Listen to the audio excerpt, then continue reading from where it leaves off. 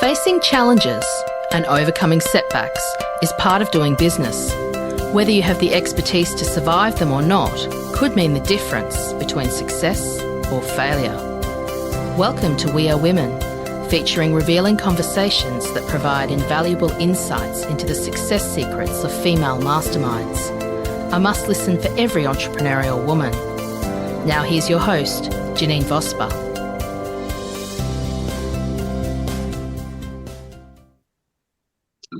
Hi, it's Janeen Vosper, and welcome to this episode of the We Are Women podcast. I have the absolutely fabulous Safia Sattaur with me today, all the way from New York City. It is New York City, isn't it? Not New York State.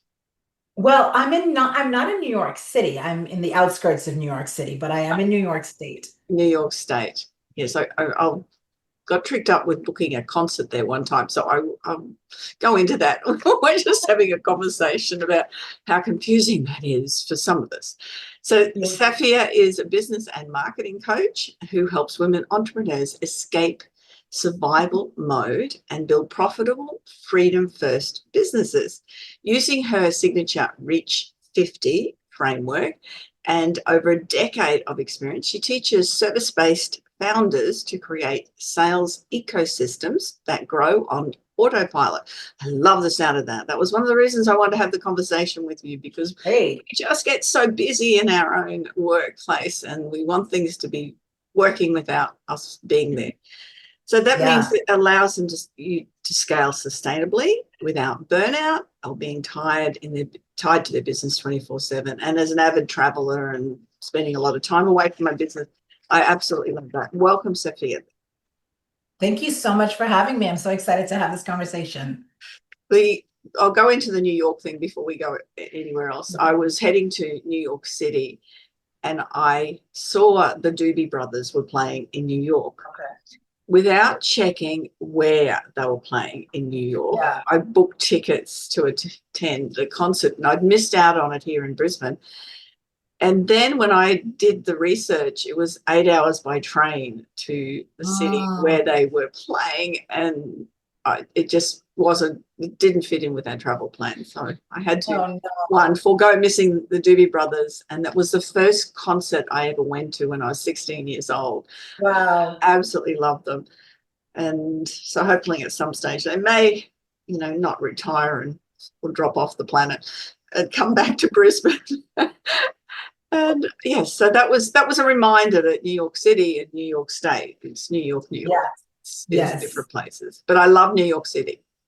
Yes, most people, when they think New York, they think Manhattan, they think New York City. But there's a whole world outside of that. Absolutely. And it is great to adventure around that world. Yeah. That was a very short bio. You're going to tell me a lot more about yourself now.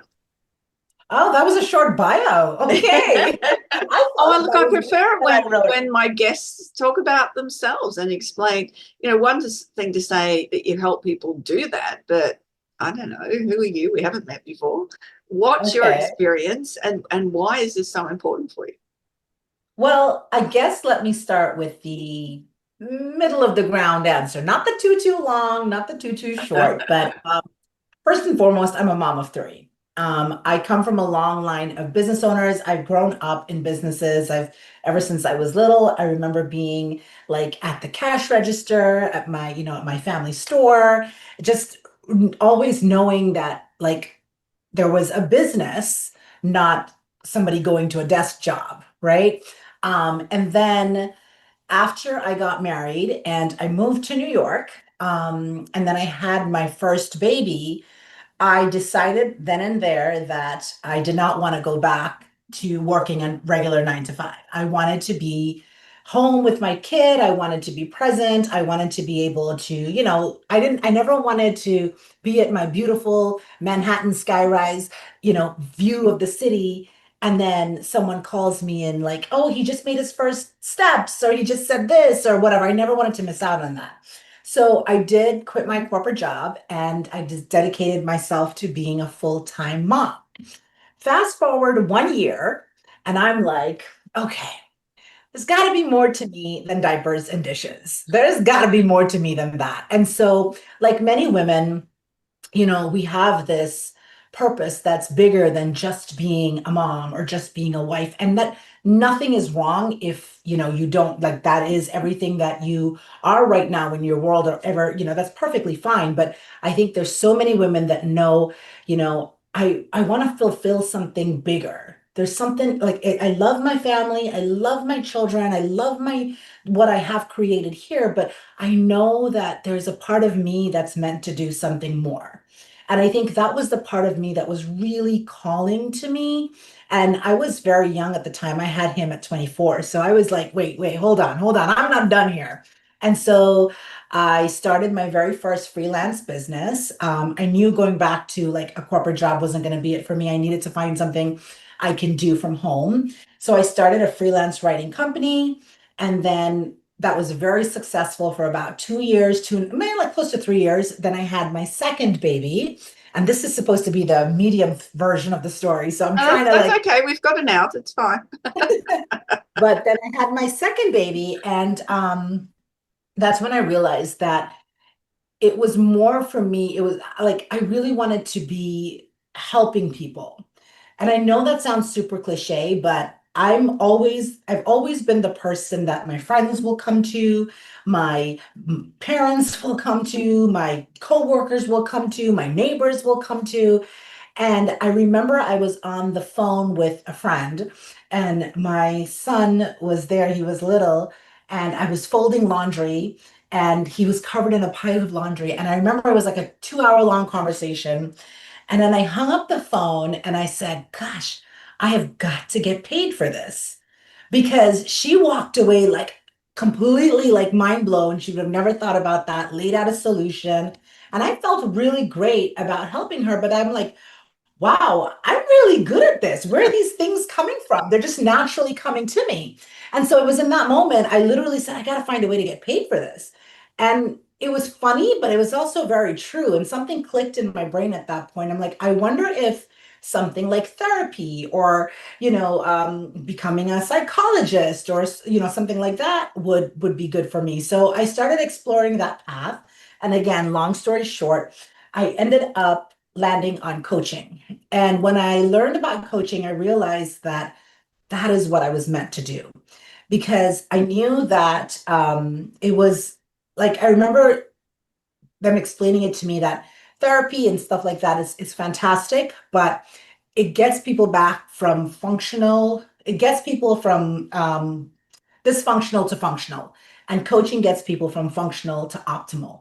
And that's when I realized that's what I'm really good at. Like, I'm here to, like, what's next? Let's get you optimized. And so went into learning all I can, got my certifications, went to a year-long program, finished that program, and was hired back by that school to come back and teach incoming coaches. And so that was what first got me launched into my business, teaching incoming coaches how to, like, practice this art, but then also launching my own business and starting to work with new coaches and entrepreneurs and service providers and small business owners and helping them to start, grow, and scale their businesses. And so now it's been about close to next year is going to be 12 years since I've been doing this kind of work, and it's been amazing. It has changed a lot over the years. The landscape has changed. The kind of marketing we do has changed, but the my passion and my love for it hasn't changed. So No, excellent. Thank you. And look, what you've defined is something that Simon Sinek talks about. If you're doing something that you don't like, it's stressful. If you're doing something yeah, that you love, it's a passion. And yeah, and you don't get have me to wrong, do it. there's been stressful moments in the business. Oh, well, But I gosh, think yes. that's right. But I think the thing is that it was never, this is too stressful. I can't handle this anymore. It doesn't matter. This is not my path. It was always like, okay, it's the stress, but this comes with the business. I love what I do. I'm so attached to my why. I know the results I get from my clients. I see the way their lives change. That's so worth whatever stress comes with it, right? Yeah. And when you're doing, and that's something, I speak to so many women in the masterminds and the clients and networking, and so many women are looking for that. And I know I did the same many years ago.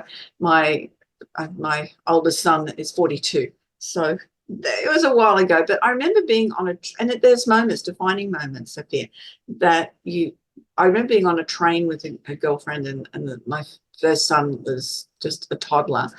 And we're both talking about, okay, we exactly the same, and so many women are going to resonate with your story.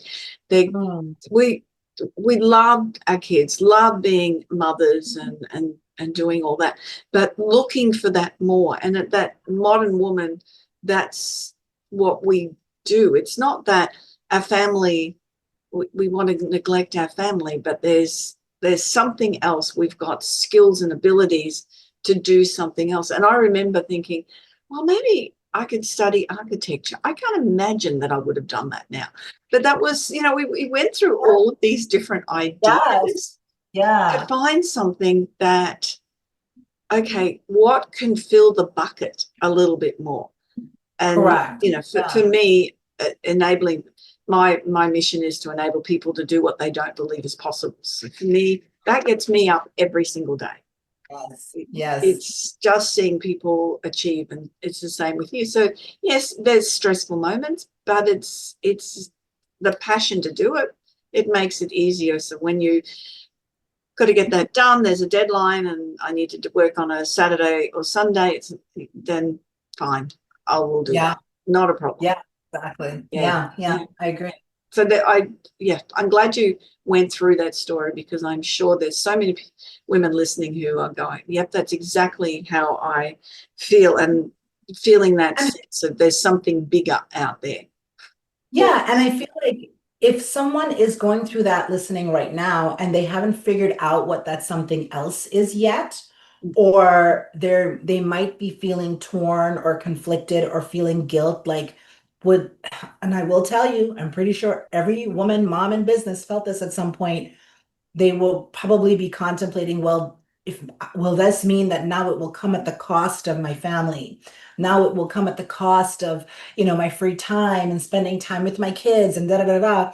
Well, there's going to be some of that, but this is where boundaries will come into place.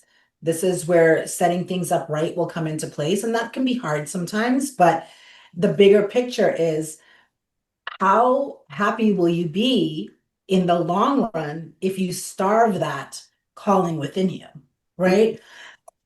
Sorry, hold on. That's a really good point about how happy you will be if you hold that back. And I've always been of the mindset that if I fill my bucket first, whether it's financially, whether it's health-wise, whether it's emotional or a mental capacity, if I fill my bucket first, then I am able to help a lot more, and help, being able to help my sons through stages in their life when they've had different difficult situations, and rather than being an emotional wreck or not having the finances to support them, I've been able to do that because of filling the bucket first. Absolutely. That's so vital. Yeah. Well, yeah, absolutely. And then you're fulfilled, and you're not resentful or any of those feelings like, you had to sacrifice your passions or anything like that. You can show up fully because you are actually fulfilling all of the little buckets in your life too. Yeah. And look, spending time with family was obviously very important to me.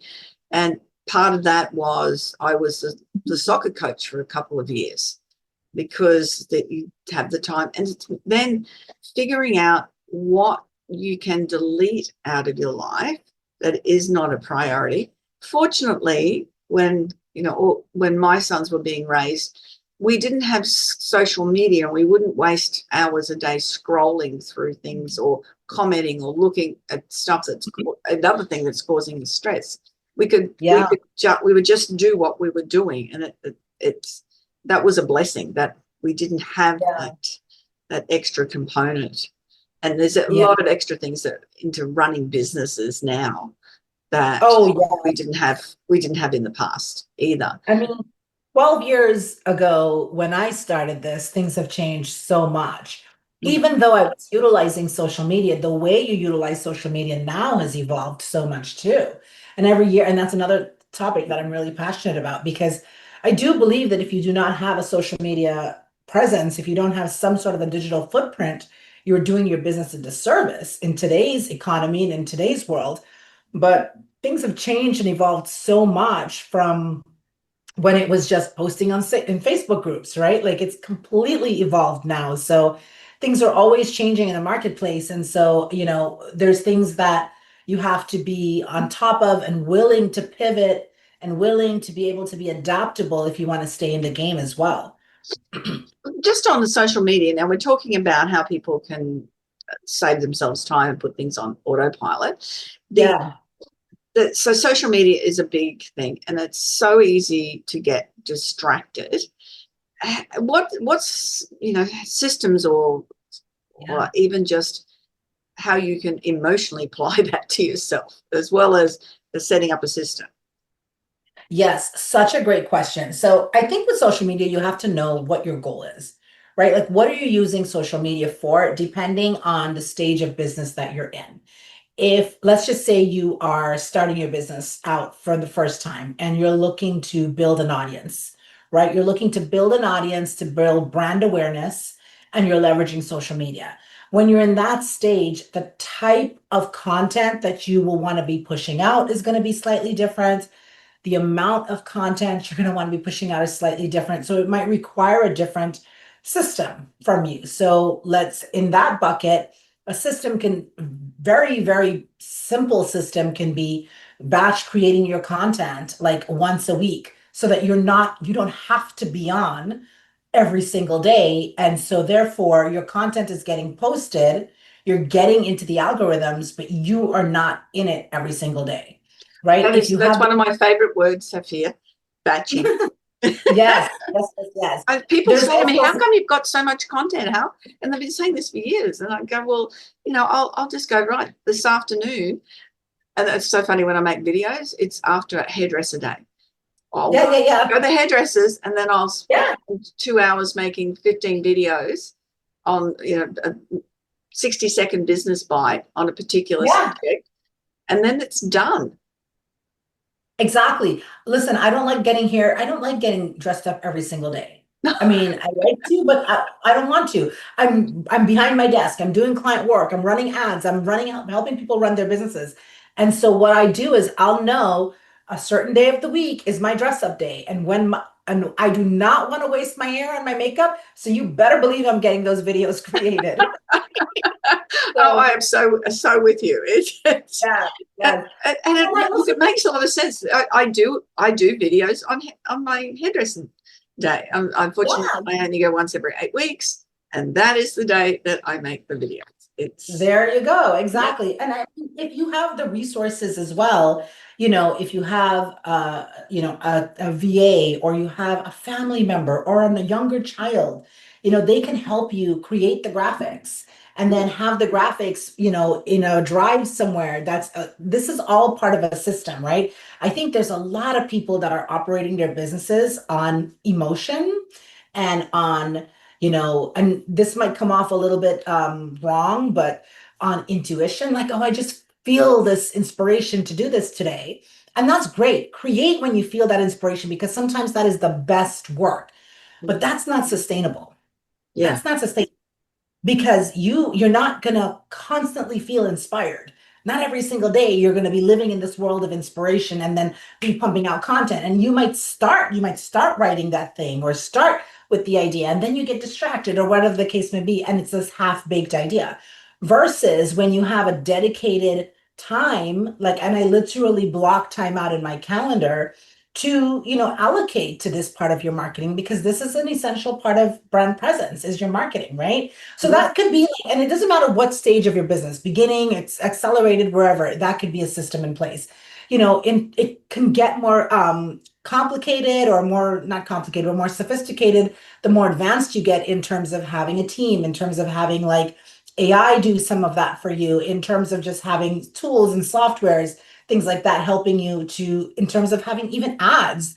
One of the things that I'm super passionate about is ads, because ads literally will take, instead of social media requiring you to post every day, for instance, you can have 3 to 4 pieces of content that's running to a cold audience for $2-3 a day.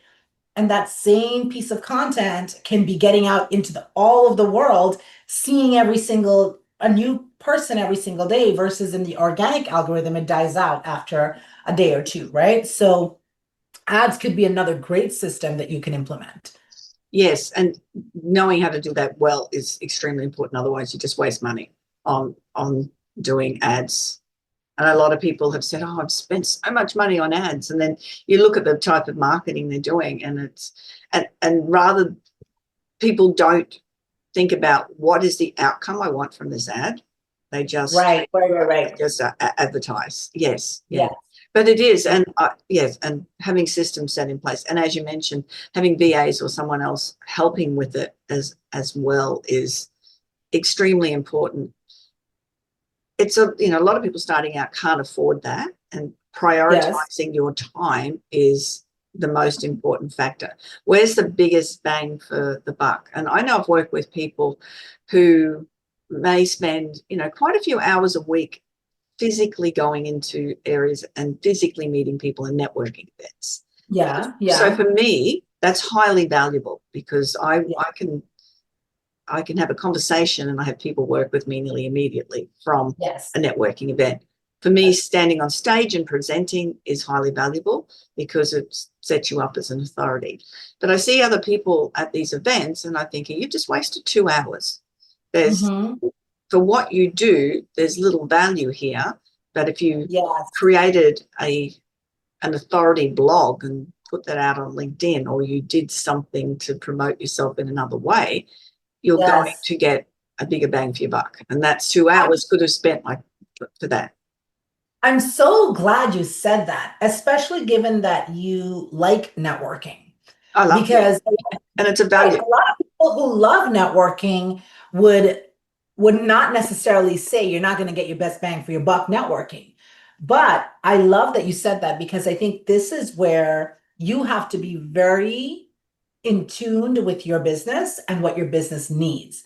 If you're a mom trying to build a babysitting business or an organization business or something like that, you might have way more success building a brand on Instagram or Pinterest, where the moms hang out, than going to a B2B networking event where there's other business owners that are literally just exchanging cards or trying to promote their businesses as well. And so I think that a lot of people, when they're starting out, they don't really know what's the best way to spend their time to market. And so they try a little bit of everything, which is totally fine when you're starting out. But the question that you ask is always a question I ask my clients, which is, where do you want to be spending? Where are you going to see the biggest ROI on your time, your energy, and your money, right? Like, you're going to spend $200 at a networking event and to have lunch or a bagel breakfast, or you spend $200 in ads and you literally, but I mean, or you spend $200 on a VA that will help you to pump your content out, right? So it really just depends on what kind of business you want and what your goals are for your business, really. Yeah, it's just such a good point. And the outcome you want also. And the outcome from going to networking event.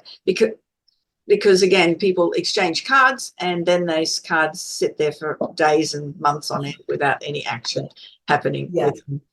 Also, there's a whole lot of things in process to follow up. And exactly. And I will say, like, if you have a very dynamic personality, you can stand out in a room, right? Like, you can be that person that at a networking event, you can stand out in that room and you can talk with confidence and conviction about your business, and you can get people inquiring and booking in calls with you and scheduling appointments with you 100%, right?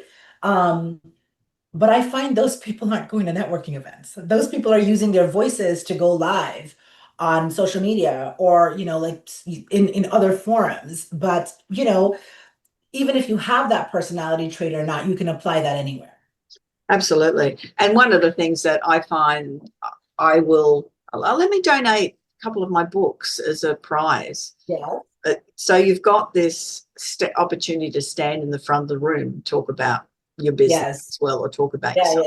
wow, you've written a couple of books. That lady must be an expert in her field. Yes. It- Well, one that's- of the things that I used to do when I first started out was a lot of speaking engagement in like local groups, local communities. And the way that I used to go about that versus sitting there listening and having to sit through a 2 hour luncheon or whatever would network with the founder of the group or the like this organization owner and actually offer something of value. Listen, I could teach a workshop on X, Y, or Z. I can provide books. I can do a free demo. I can teach X, Y, or Z.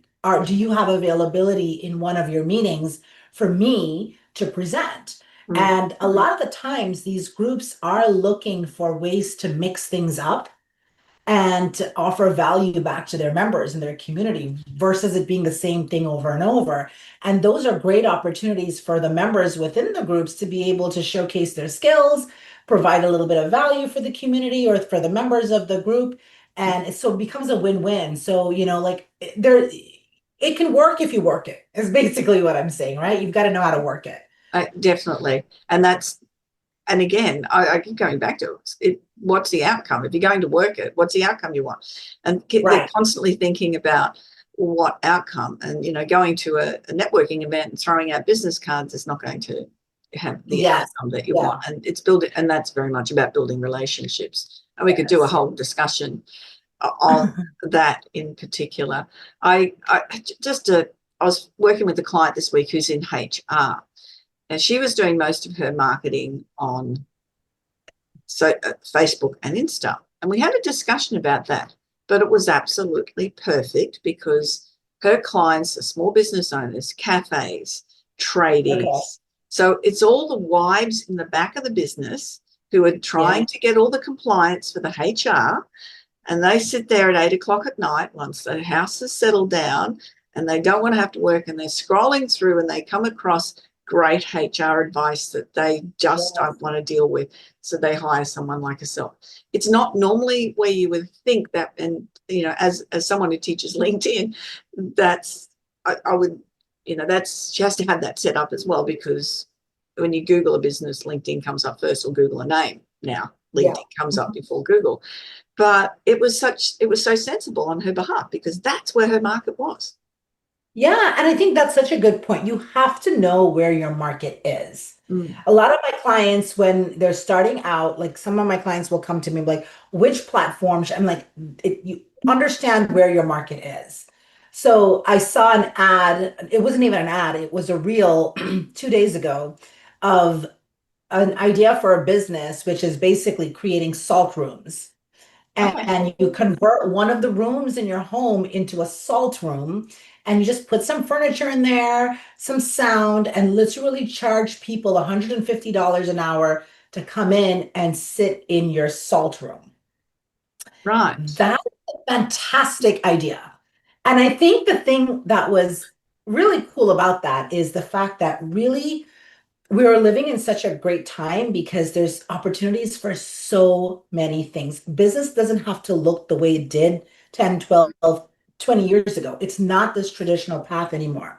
Um, I heard an interview with Gary Vee recently, and he was basically saying that people, and I agree with this, are now charging to sit with other people. People are paying someone else to go walk with them, to come sit with them, because people are unplugging so much from social media and there's nobody in their lives that are, like, so they want personal connection. They want human connection. So they're paying people to come go on a walk with them, meet up on a Sunday and have lunch. And so there's businesses out there for anything. You just have to know how to market yourself and get in front of the right audience.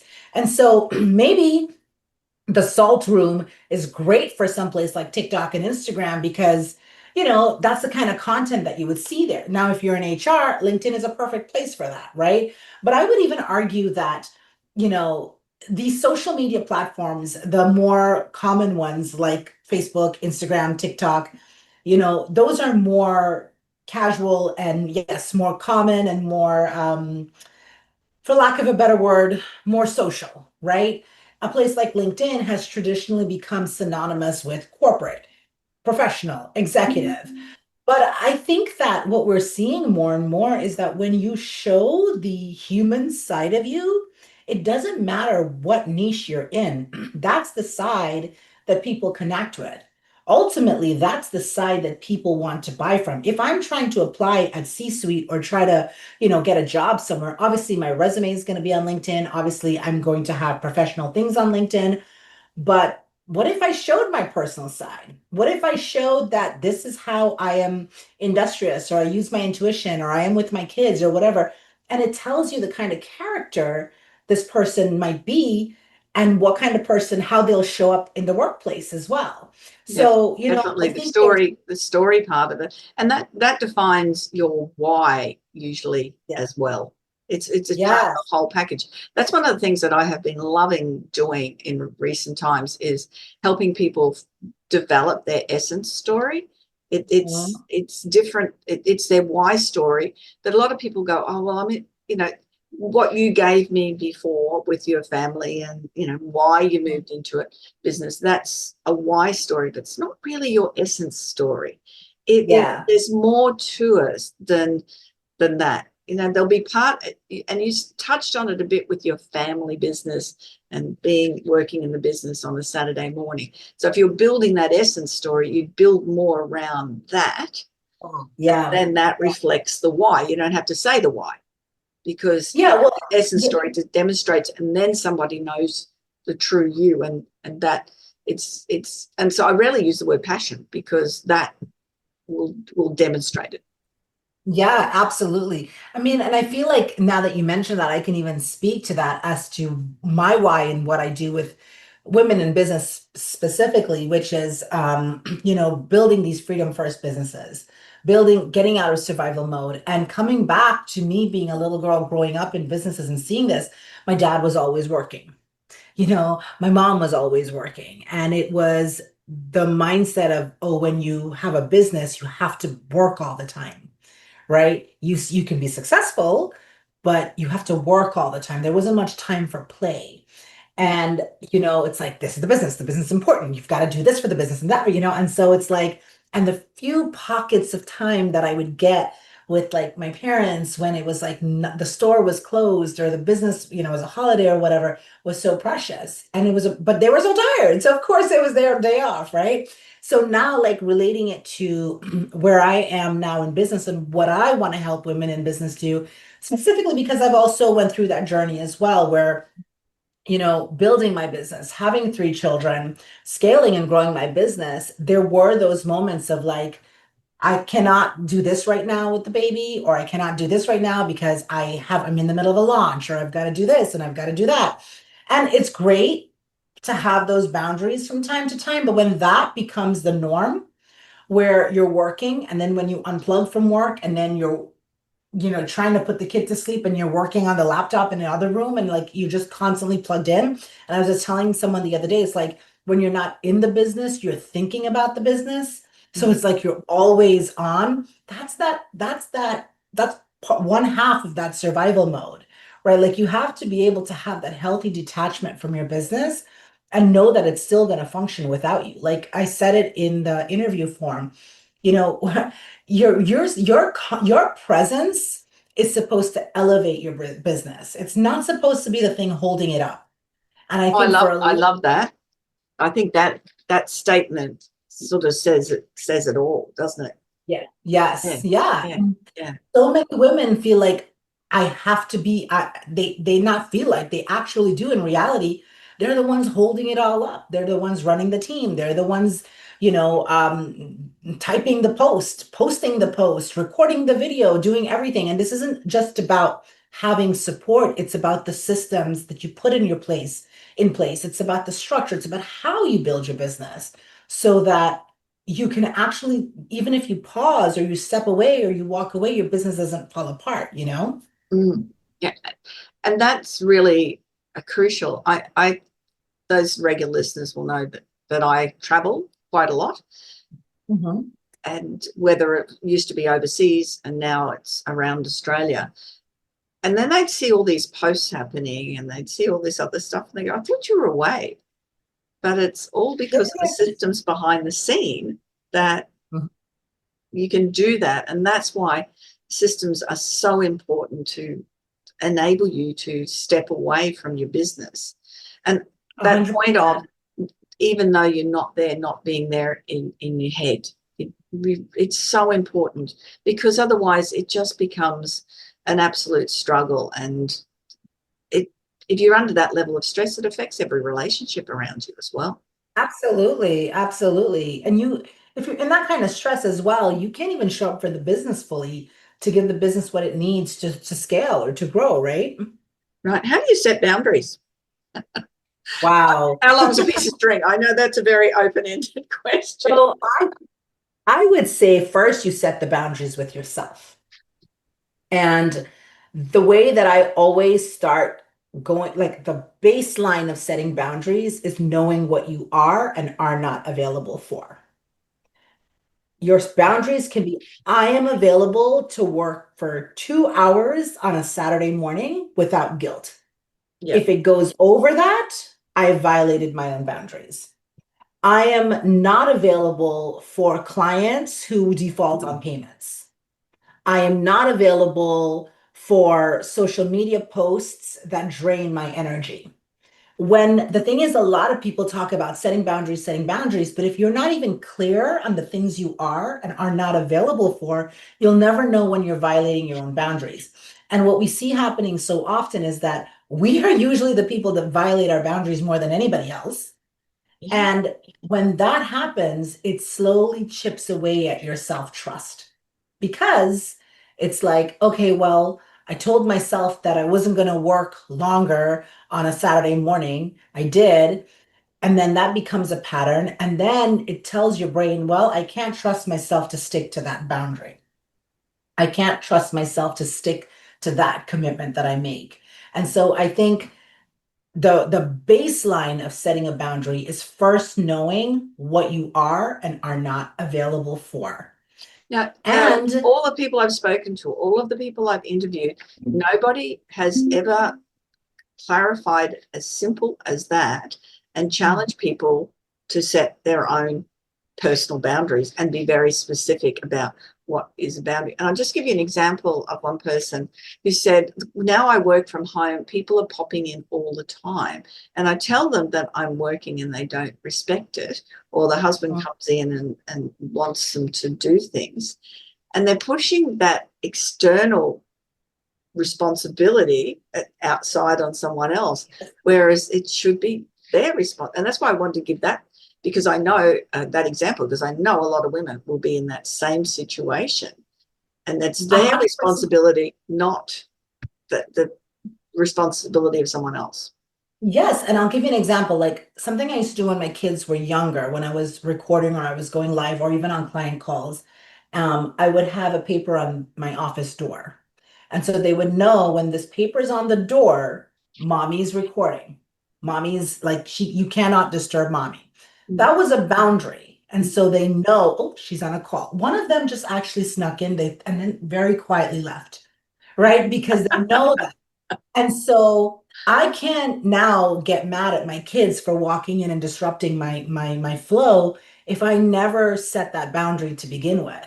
So that example you used about the husband walking in or people popping in, it's like, great, you know what? Listen, I am working from 9 to 2 o'clock. I'm available after 2, would love to see you then. And people usually will respect your boundaries if you respect your own boundaries first, right? But a lot of people, to your point, will put it on the external circumstances rather than taking that responsibility first. Yeah, definitely. My bookkeeper has a note on her email responses, and it says that she checks her emails at 10:30 and 2:30 every day. Beautiful. Yeah. Yes, She'll you get know back to you. exactly what to expect. So you're not expecting an immediate reply. Yes, that is a great example of a boundary. It doesn't have to be this harsh, aggressive, like this is associating me with being mean or cold or like, no, do not cross this line.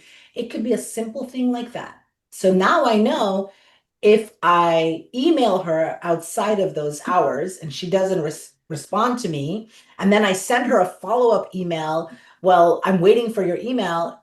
that's on you because she was very clear what her boundary was in that position. Definitely. Yes. Yeah. There's been a couple of urgent things where she does sort of realize, oh, that needs to be addressed with straight away. But but again, we can have an exception as long as it doesn't become the rule. 100%. Exactly. Yes. Yeah. Talk about training children. I have my husband train. If I've got my office door closed, it means I'm in a coaching session or doing an interview like this. And he forgets. And he's like what you said, the kids will come and go, oh, and then realize. And the funniest thing, he'll see this on the screen and then he'll say, oh, are you talking to someone? Yeah, that's the personal. No. You hear my voice, that would mean I'm speaking to someone. Oh, it's 45 years. I'm still training. It's it never ends, I guess. No, absolutely. So that's such an important factor. And I think if the big takeaways on what we've been talking about, but setting those boundaries, because that's where you can reduce that from just being survival. 1,000%. Yeah. I'm working with someone right now, and she has a pretty successful business, but that's one of the things that I'm trying to work with her on establishing a little bit more, because she's finding herself in extreme survival mode where it's like from month to month or sometimes day to day, despite having a very successful business, it always feels like something is on fire. Right. And that's just not sustainable. Granted, you're growing and money is coming in and everyone is getting paid, but your nervous system is a wreck on a daily basis. And that is not sustainable, right? Because you have to be able to put things in place so that your business scales without your time scaling, without your energy scaling, without your nervous system having to be at a wreck all the time. And the more bigger your business gets, that can sometimes get tricky, but this is why you have to start early. Like I always say, put systems in place early, put some systems in place fast, right? Because without those things, you're every single day or every single time there's something to be done, you're remaking a decision over and over again, right? Whereas if you had that system in place, that's it. I just go to that and that's what we do. Boundary is set, system is in place. I don't need to recreate the wheel every single time. I don't need to remake the same decision every single month. And there's a lot of people, believe it or not, that are quite successful that are still stuck in this cycle. There's a couple of things I want to touch on there. One of the things I learned from a coach years and years ago, if I'm doing something again, then I should have a system for it. So if I've done it once, I'm doing it twice, there's a system for it. Develop that system.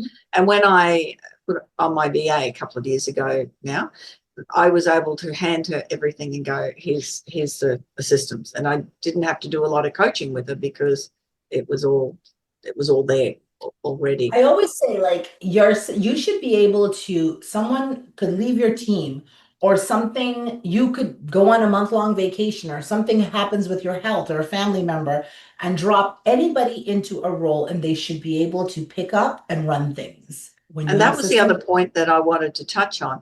I know I was a GM of a multi-million-dollar business, GM of sales for 20 years. And the owner had me in the business with the sales component, had a great admin leader and an amazing warehouse manager as well. And he could just take off on holidays. And that was part of this. So that was not his personality to be stressed about business.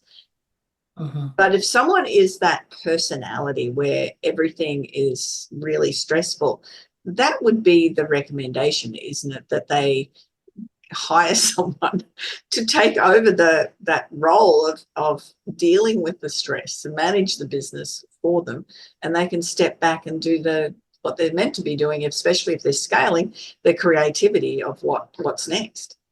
Agreed.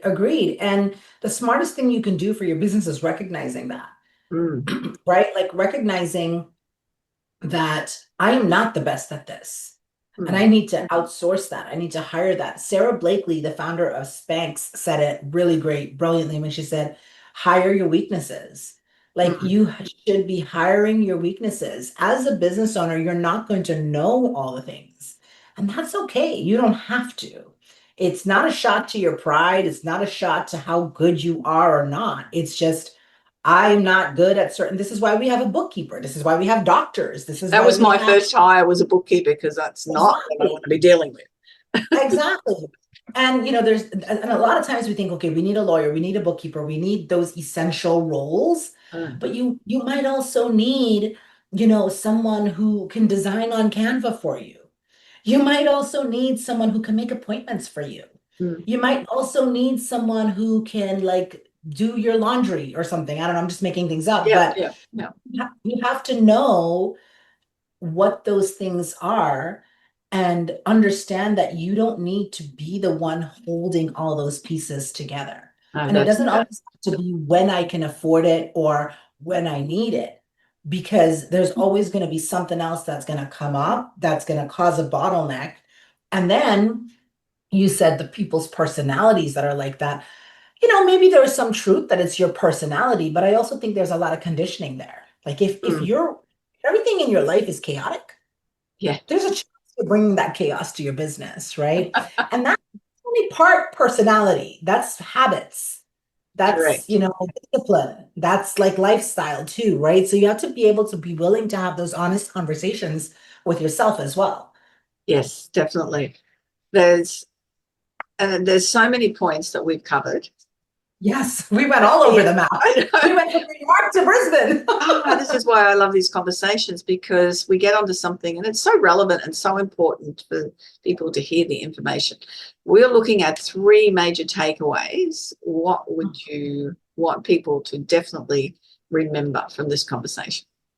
Well, like I said, I think the boundaries is a big one, right? Like knowing your own boundaries first, setting your own boundaries, knowing what you're available for and not available for. And that's going to help you in every facet of your life.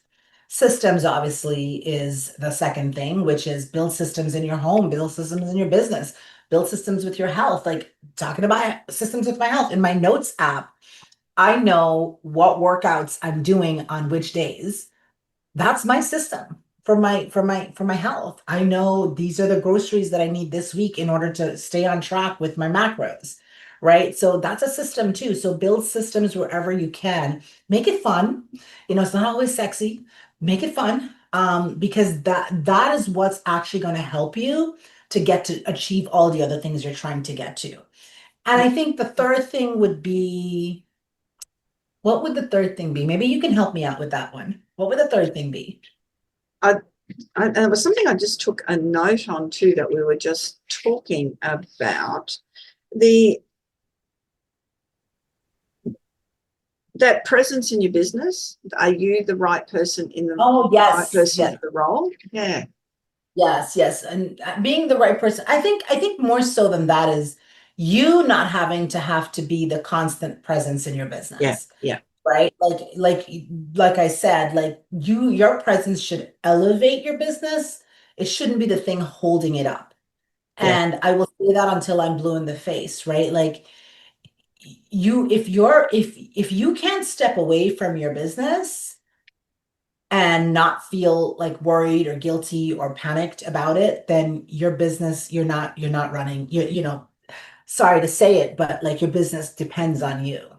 And then that I know a lot of women particularly have what I would call hobby businesses then, which means because they haven't set boundaries, because they haven't put systems in place, because they are the business 100% relies on them, then the business can't grow, can't scale, and it's a hobby business. Yeah, exactly. And it's like, why did we start our businesses to begin with? To create time and money freedom, right? To have that freedom and flexibility. But then if you're stuck in your business every single day working and plugging away, it's draining you.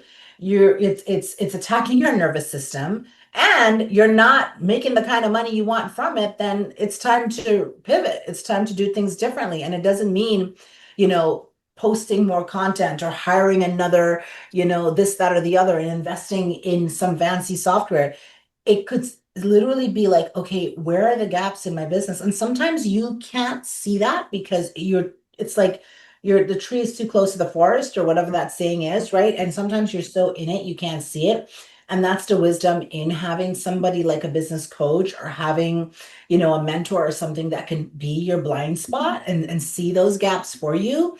Because oftentimes, like, you can't. And that's also when you're so stuck in survival. If you're stuck in survival mode, you can't make decisions. You can't. You're just not going to make, at least not decisions that's going to move the needle. And so if you're finding yourself in that place, then that's where I would invite you to like look at first. Because a lot of the times people think, okay, well, maybe if I just learn this new strategy, or I just join this new program, or I just try this new trend, or do this thing that I saw like these other people doing, I'm going to get that result. And more often than not, that's only going to get you in more debt, or further behind, right? Like, more often than not, the best place to invest yourself is in the kind of support that's going to help you plug those gaps and really look at your business from a fundamental foundational level, and understanding, how do I kind of like rebuild it with proper systems, with proper structures, with sustainable systems, because that is the only way you're going to scale. Yes, most definitely. That if you having coach, and this is something else as well, and you're starting out, you find a coach that you're always looking for, a coach that's got more skills than you. So when you're starting out, you may not have to spend too much to get a coach that's got more skills than you. And then as you grow, then you look for a new coach that can bring more into your business. And talking about coaching, Safia, how can people get in touch with you? Yeah, well, the first place to find me is on Instagram. Send me a DM, find me on Instagram. I'm so open to just like having conversations in the DM. I love connecting with people that way. My website is almost finished. I'm rebranding and restructuring it, but you can find me at safiasattaur.com. And I also provided a link here for you, Janeen, on a private podcast that I actually have that talks all about this, helping women get out of survival mode, helping you to scale with strategies and systems that will actually like move the needle forward in your business. And so those are some of the key ways you can find me, but just reach out to me on Instagram, Safia Sattaur. I'm Safia Sattaur everywhere. Like, there's no space between it. That's me. I kept it simple, easy to find. And yeah, if you would love to follow. But if you want to just send me a DM and be like, listen, I listened to this podcast, I have this question, whatever, I'm always open to that conversation too. Excellent. And all of the contact details will be in the show notes as well. Yes. And we can definitely find you. I've really enjoyed our conversation. I think we've covered a lot of ground. And even if there's just one thing that someone takes away and applies, that will be a vital component to building a more sustainable business and with less stress. Yeah, that's the key. We're not here for stress. No, not at all. Thank you so much, Safia. That was great. And that's another episode of the We Are Women podcast. Thank you so much for joining us. Remember to subscribe so you don't miss out on an episode, whether you are listening to it on your favorite podcast channel or you're watching it here on YouTube. And also go to janeenvosper.com if you want to have a conversation. And the thing with me is I have so many contacts. If it's not something that's in my wheelhouse of expertise, I have got so many people that I trust and can recommend that might be able to assist you to achieve the results that you want. I look forward to you joining me next day, week, month, wherever you are in the world. Janeen Vosper, We Are Women podcast. Have a wonderful time. Bye-bye. So, do you feel stuck in a rut in business? Visit speechperfect.com.au and download Janeen's free ebook to avoid the 5 most common stumbling blocks women face in business.